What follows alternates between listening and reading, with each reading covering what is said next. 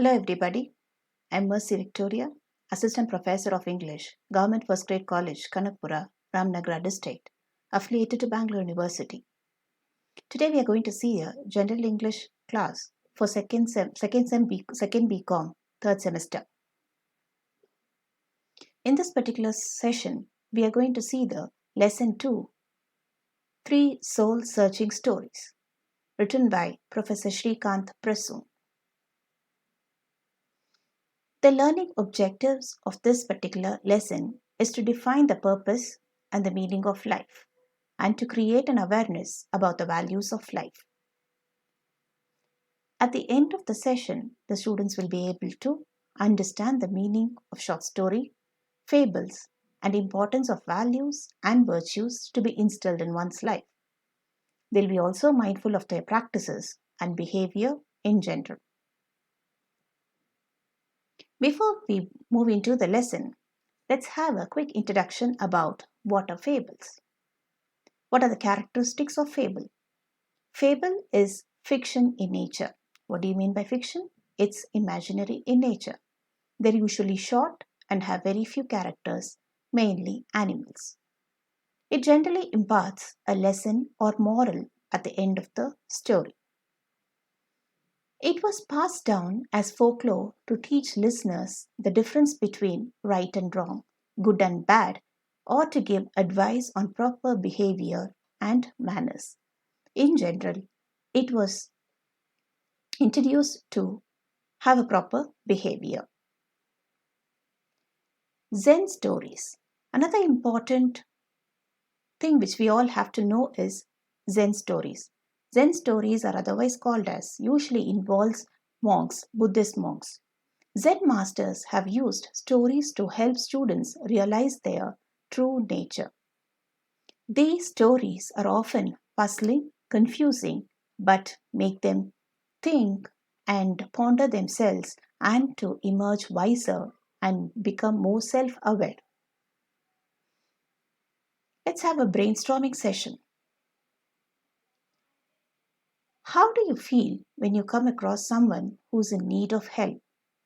When they are in real need of help, what do you feel?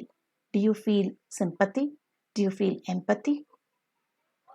What is a recent good deed you have done? It could be a small help. It could be, your monetary help. How do you feel when you do a good deed? What is the feeling after you have done that? Do you feel really happy, satisfied, comfortable? How do you react to negative comments? Many a times, our action will have both positive and negative reaction. Positive, we are ready to take it in a happy way. But how do we react to the negative comments we receive from people? Just think. Keep this in mind. Before we move into the lesson, let's see what we are going to see in this lesson. Let us have a brief introduction on Professor Shrikant Prasoon, the author. He was born in 1945. He was a voracious reader, teacher, thinker, poet, and above all, a humanist.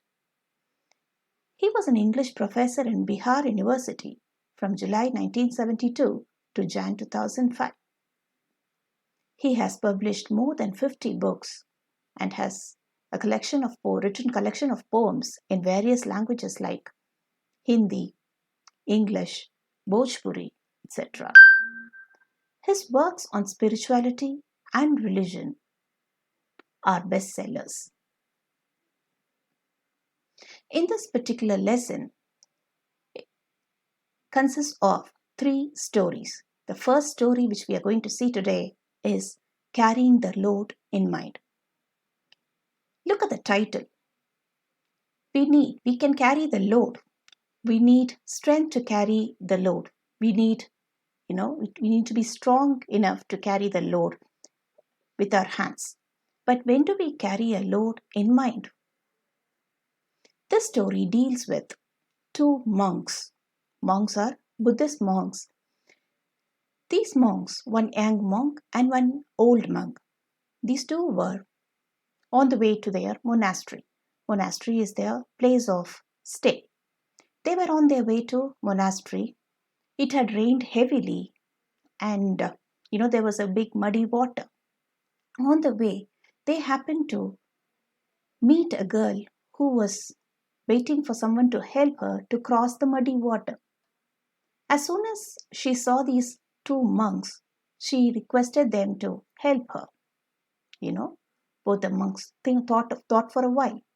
The young monk refused to help, and the old monk agreed. Immediately, he carried the woman to the other side of the muddy water and left her there. They continued their way to monastery.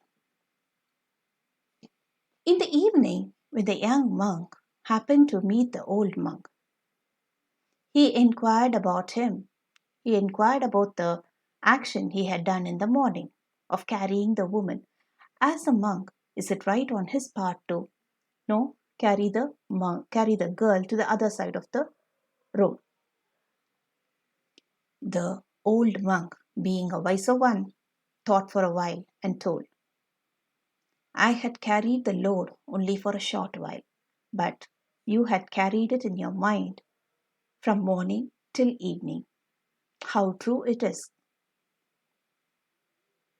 Many a times in our life also we carry a lot of load in our mind.